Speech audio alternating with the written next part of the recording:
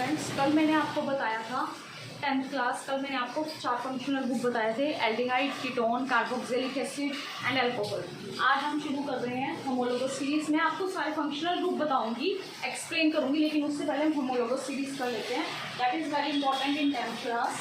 What is the homologous series? When the succeeding group differ from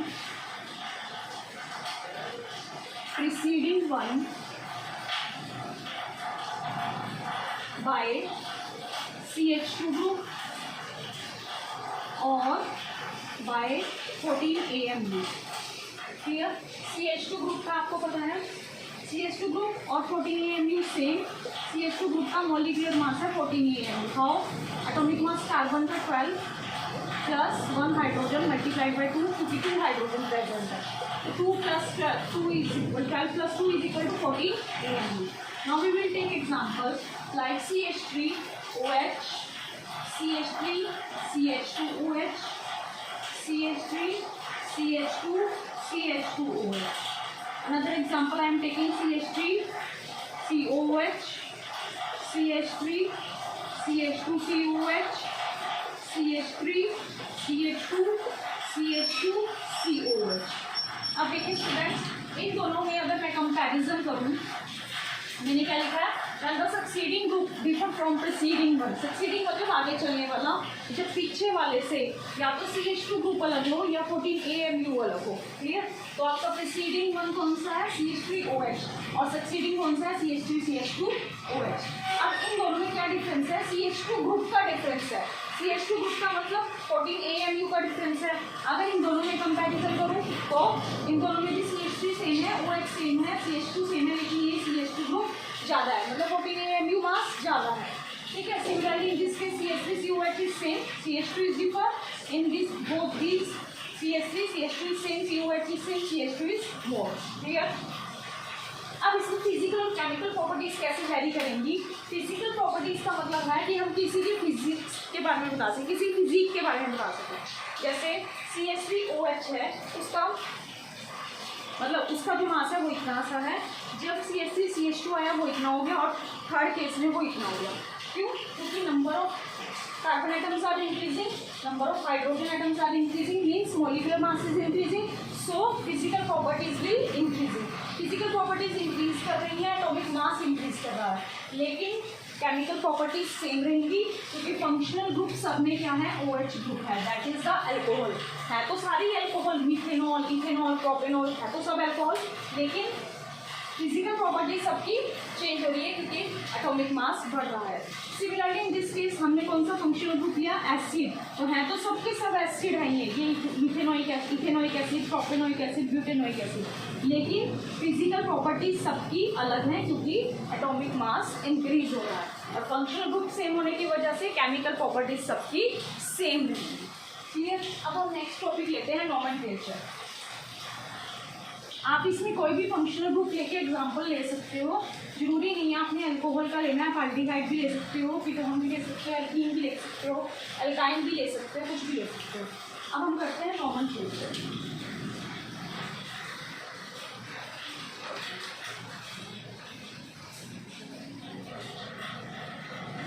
nomenclature of carbon compounds.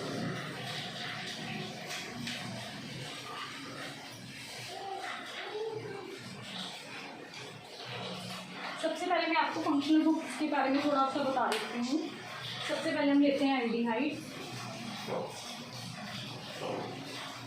Second one is ketone, third is carboxylic acid, your fourth is alcohol. इनकी representation कैसे होगी? Aldehyde का लिखा होगा CHO, ketone का CO, carboxylic acid COH, alcohol is OH। Clear? अब हमें सबसे पहले एल्डिहाइड, आपको कैसे पता चलेगा कि किसी कंपाउंड का नाम आपको दिया हुआ है तो उसमें एल्डिहाइड फंक्शनल ग्रुप है, तो उस कंपाउंड में लास्ट में आपके लिखा होगा AL। कीटोन का आपको कैसे पता चलेगा? लास्ट में लिखा होगा ONE। एसिड के केस में आपका एसिड लिखा होगा, एल्कोहल के केस में आपका OL लिखा होगा। यहाँ पर AL लिखा होगा एल्डिहाइड में, एल्कोहल में OL लिखा होगा। That is the difference. Aldehyde हमेशा आपका साइड में लगता है, बीच में कभी भी नहीं लगेगा। ये ग्रुप बीच में कभी भी नहीं लगेगा, हमेशा साइड में लगेगा।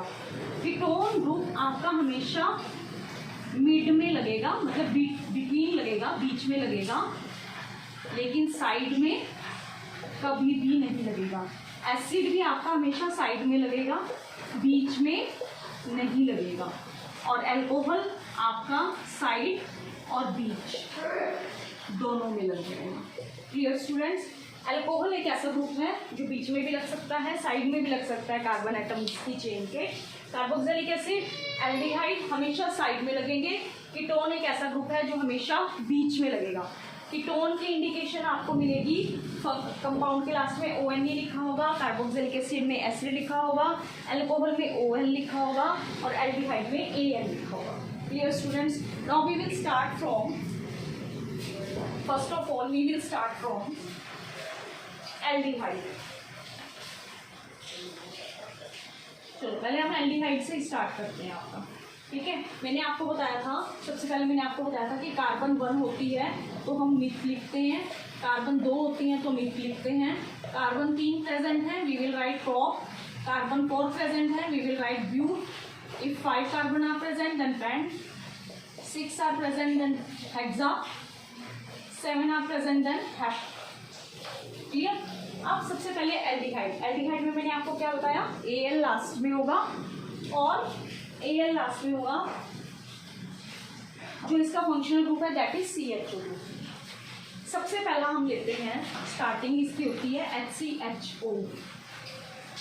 जब भी कोई फंक्शनल ग्रुप आपको या कार्बन की चेन बनाते हो तो सबसे पहले आपने देखना होता है कि कार्बन की वैलेंसी कंप्लीट है या नहीं है। अगर आपकी कार्बन की वैलेंसी कंप्लीट नहीं है, मतलब वो 4 बॉन्ड नहीं बना रहा है, it means your question is wrong. Clear? तो अब यहाँ पर हम देखते हैं, सबसे पहले हमारा है कार्बन मिथेनल, इसको हम बोलते हैं। एक कार्बन प्रेजेंट है मिथेनल और इसका दूसरा नाम होता है फॉर्मेल्डिहाइड। फॉर्मेल्डिहाइड फर्स्ट क्या बोलेंगे, मिथेनल, एक कार्बन है, लास्ट में क्या लग गया, क्या पहचान होगी, क्योंकि लास्ट में क्या लगा हुआ है, AL। एल्डिहाइड लगा हुआ है तो एल्डिहाइड ग्रुप है CHO। अब मैं आपको कह रही थी कि हमें कार्बन की वैलेंसी कंप्लीट करनी होती है। कैसे?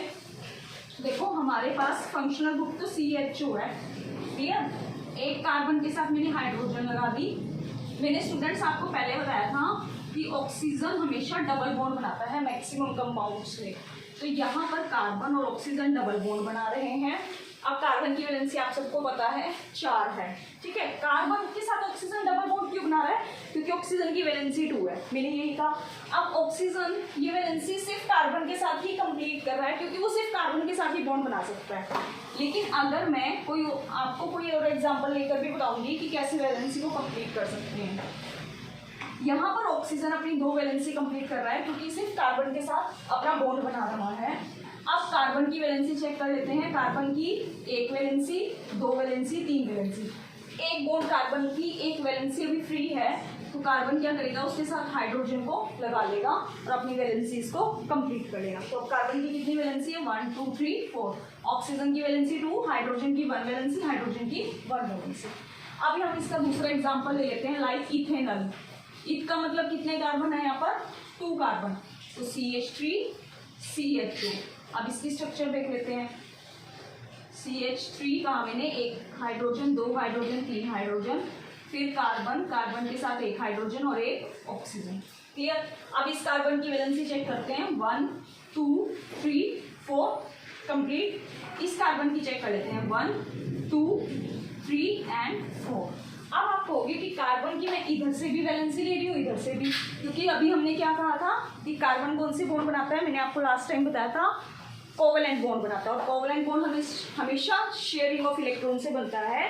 तो जो इन दोनों के बीच में जो बॉन्ड है वो शेयरिंग से बन रहा है, उसमें ये भी कार्बन पार्टिसिपेट कर रहा है अपने इलेक्ट्रॉन्स, ये भी दे रहा है अपने इलेक्ट्रॉन, तो दोनों की शेयरिंग से जो बॉन्ड बनेगा दैट इज कोवेलेंट बॉन्ड। इसीलिए ये यहाँ से भी वैलेंसी चेक हो रही है, इस कार्बन की यहाँ भी वैलेंसी चेक होगी, यहाँ पर भी, इस कार्बन की यहाँ पर भी वैलेंसी चेक होगी।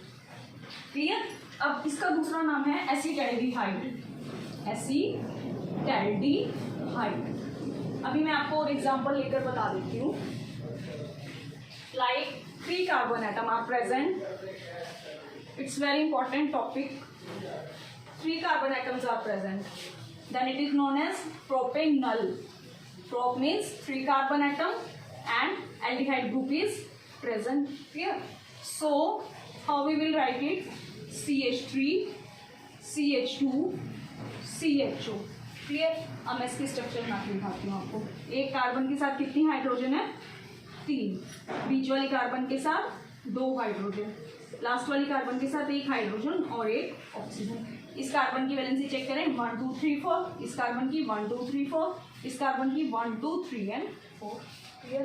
That is propanol. Yes students, if you like the video, please share, subscribe, like and follow me. Thank you.